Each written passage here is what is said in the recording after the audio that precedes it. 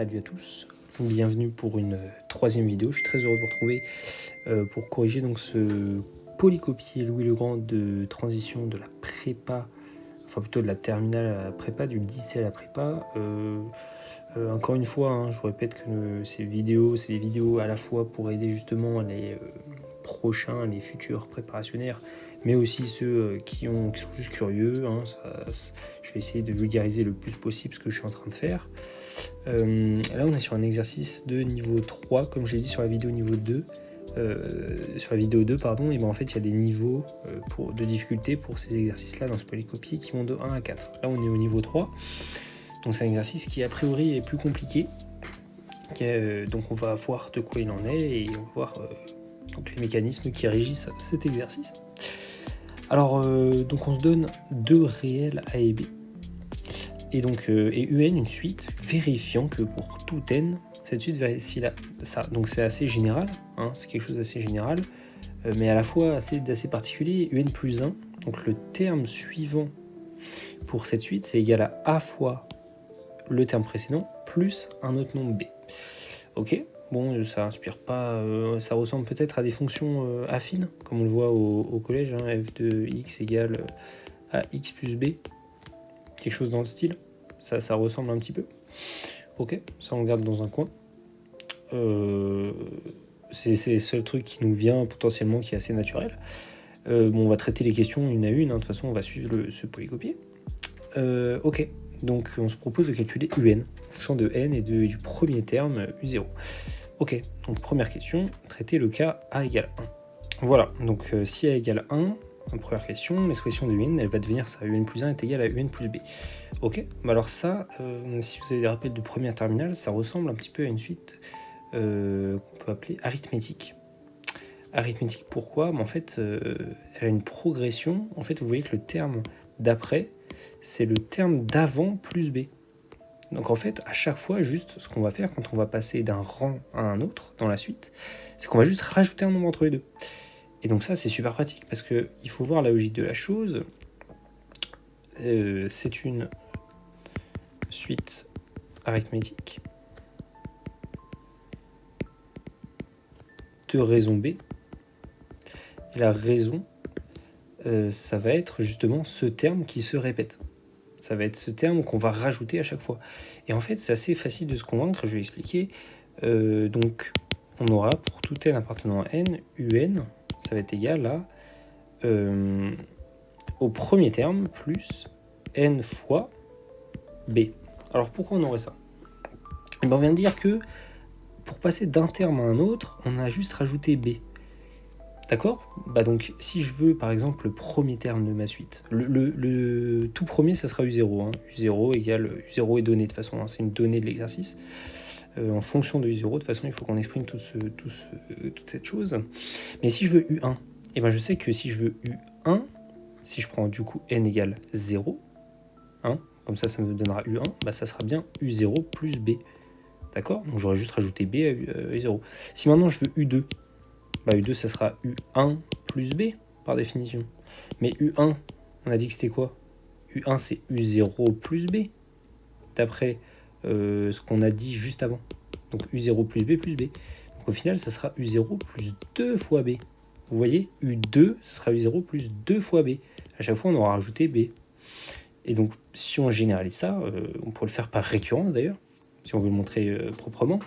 Mais UN, ça sera égal à U0 plus N fois B. Je vous laisse faire la récurrence, c'est un peu le même principe que les vidéos d'avant, vous pourrez trouver ça, ce résultat.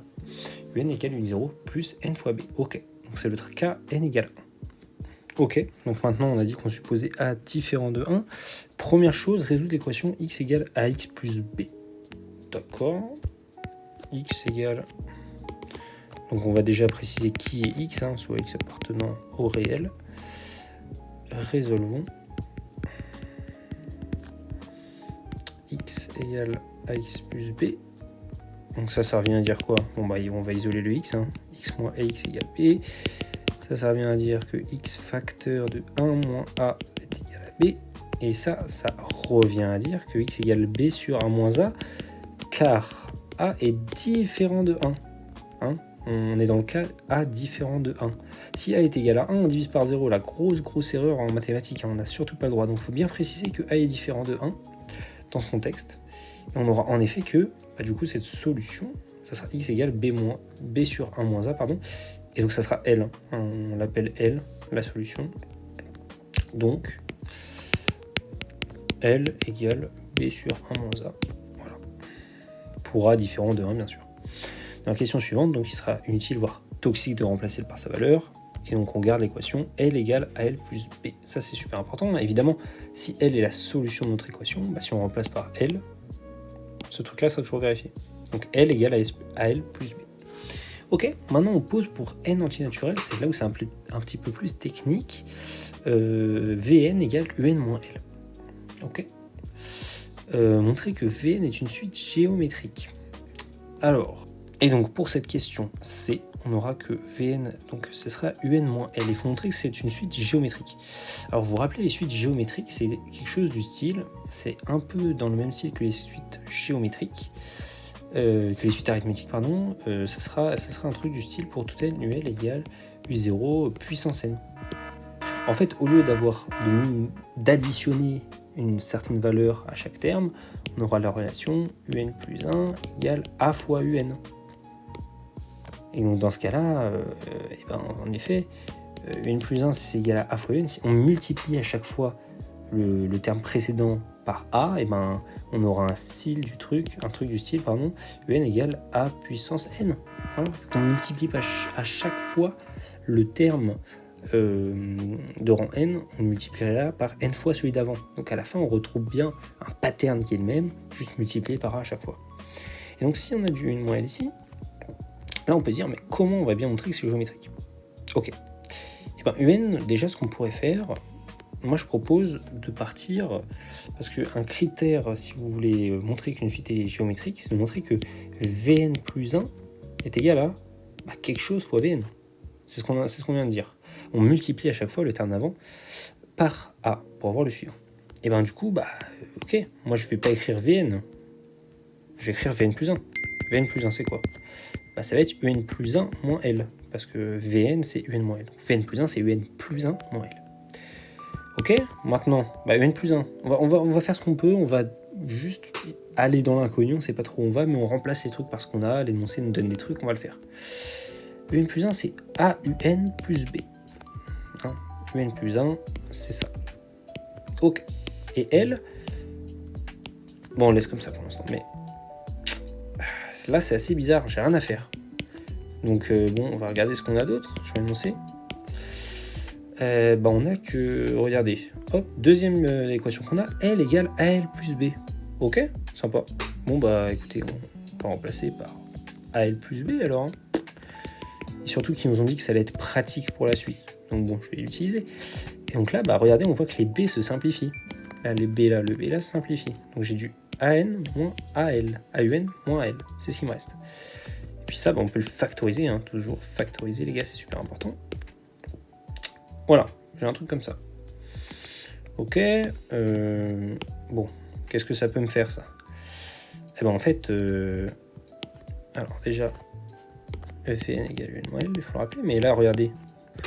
Oui, Vn c'est Un moins L. Là, je viens de trouver Un moins L. Mais c'est génial. Vn plus 1, c'est A fois Vn. Là, depuis tout à l'heure, on calcule Vn plus 1. Et ça, c'est juste Vn. Regardez. C'est Vn. Donc, Vn plus 1, c'est égal à A fois Vn. Et puis là, facile. Du coup, c'est une suite géométrique. C'est une suite géométrique de raison A. Et donc, on va pouvoir calculer le terme général assez aisément. Si vous connaissez vos formules ou si vous vous rappelez que juste on multiplie le premier terme à chaque fois par la raison. Ok, donc j'ai montré que Vn était une suite géométrique de raison A.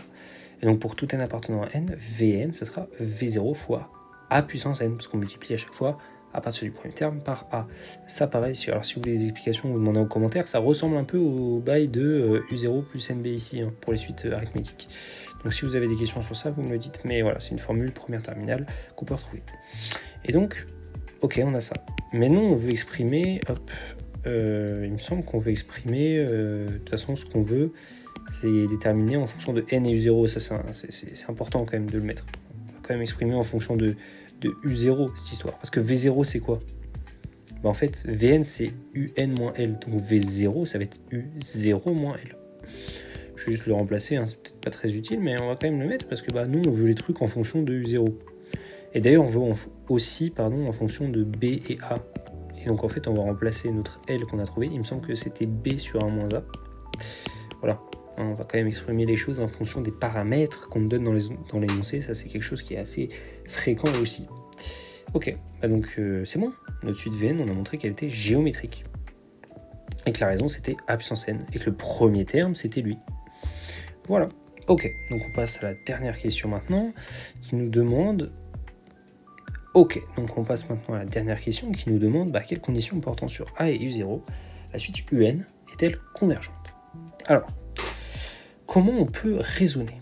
Alors, déjà, on voit que depuis tout à l'heure, on s'est fait chier, je vais le dire, sur une suite VN. Bon, et souvent dans les exercices comme ça, même de prépa, c'est souvent quelque chose qui a un ordre logique. C'est-à-dire qu'on se sert des questions d'avant pour répondre à celles d'après, c'est une sorte de gradation. Donc là, est-ce que finalement il y a un rapport entre le fait que UN converge et le fait que VN converge? Oui. Hein. En fait, si VN converge, UN va converger aussi. Forcément, on a juste enlevé une valeur, un réel à UN pour trouver VN. Donc au final, si UN tend vers A, VN va tendre vers A moins L, quoi. Vous voyez ce que je veux dire? On a juste décalé, on a shifté notre Vn d'une valeur. Mais quelque chose qui ne marcherait pas, par exemple, ce serait du sinus n. Si je prends un sinus n ici, et du coup Vn, ça sera quoi? Ça sera du sinus n moins L. Et bien le sinus, vous savez, c'est une fonction, et puis là même une suite carrément qui oscille. Donc il n'y aura pas de limite. On va jamais s'approcher d'un nombre, vu que la fonction, elle fera que d'osciller comme ça. Et bien donc Vn aussi, elle va juste être décalée, elle va être juste plus petite que Un, parce qu'on a enlevé une valeur, enfin si elle est positive en tout cas. Mais en tout cas, les deux vont ne pas converger ensemble. En fait, les deux convergent ou ne convergent pas ensemble. C'est ça qui est pratique. Donc en fait, si je veux savoir pour quelles conditions la suite UN était convergente, en fait, c'est exactement la même chose que de dire que UN était convergente si et seulement si VN était convergente. Alors d'ailleurs, cette notation, je tiens à le préciser, c'est une notation pour parler des suites. Là, je parle d'une suite. Si je parle de ça, je parle d'un nombre. Vn, c'est un nombre. Et là, c'est la suite Vn. Je parle bien de la suite Vn. Donc, si et seulement si, la suite Vn est convergente. Pourquoi on a fait ça?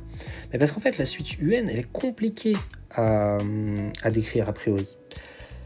Alors que notre suite Vn, c'est une suite géométrique. Mais ça, c'est bonheur, une suite géométrique. On sait exactement quand elle converge, une suite géométrique. Or, une suite géométrique non nulle converge si et seulement si, et ça c'est le cours de première terminale, ça se retrouve aussi bien, je vais vous l'expliquer, si et seulement si la raison se situe entre -1 et 1. Forcément, en fait, multiplier c'est quelque chose de très fort. Si je prends la raison, si par exemple c'est 2, ça veut dire qu'à chaque fois, V2 par exemple, ça sera V0 fois 2 puissance 2. Donc ça va déjà être 4V0, et du coup V30 ça sera V0 fois 2 puissance 30, ça va être énorme là ce chiffre là, et ça va tendre vers plus l'infini. Alors que si je prends la raison égale à par exemple 1,5, mon V30 ça va être V0 fois 1,5 à la puissance 30 fois la raison à la puissance 30. Et en fait ce nombre là, il est très petit. Je divise par la propriété des puissances, je divise par 2 puissance 30. Donc voilà. Vraiment, donc une suite géométrique, elle va converger si et seulement si la raison va être entre -1 et 1. Il y a aussi quelque chose d'autre. On a dit que ça, c'était une suite géométrique qui converge, nanana. En fait, ce terme-là ici, en fait, il peut être nul aussi. En fait, si ce terme-là est nul, on aura du 0 fois... je m'en fous, en fait. La raison, ça peut être 36, ça peut être 42. En fait, ça sera 0 fois 42. Donc, on aura toujours 0. Donc, cas particulier quand même. Donc... ce qu'il faut retenir, c'est ça. C'est seulement si -1, A est entre -1 et 1. Et aussi, dans ce cas-là, si A est différent de 1, il y a aussi le cas particulier U0 égale B sur 1 moins A, où là, la suite va converger dans tous les cas. Voilà. Hop. Je ne sais pas si c'est clair, mais ça répond du coup à nos questions. Alors, si je devais donner un conseil ou quelque chose à retenir de cet exo, c'est souvent les choses où Parce que ce qui pourrait être difficile dans cet exo, c'est de passer de notre VN ici, notre suite géométrique, à notre suite UN. Parce qu'en fait, on cherche une condition sur UN et nous, on n'a que du VN. Parce que sinon, c'est très compliqué en fait de dire si notre suite va converger sans ça. Et donc, vraiment avoir cette idée en tête là que les questions d'avant sont importantes. Et puis voilà, pas négliger tous les cas. Hein. Là, on peut se faire avoir par exemple en disant que si moins 1, si A appartient à moins 1 ici, et bien finalement ça marche, la suite elle va pas converger. Enfin, elle va converger justement, mais en fait, il y a d'autres cas possibles. Hein. Il y a le cas où la suite elle est nulle tout le temps. Et ça aussi, c'est à prendre en compte. Donc, en effet, il y a plusieurs choses à voir et il faut être attentif sur ça. Voilà, merci beaucoup d'avoir suivi cette vidéo et à bientôt.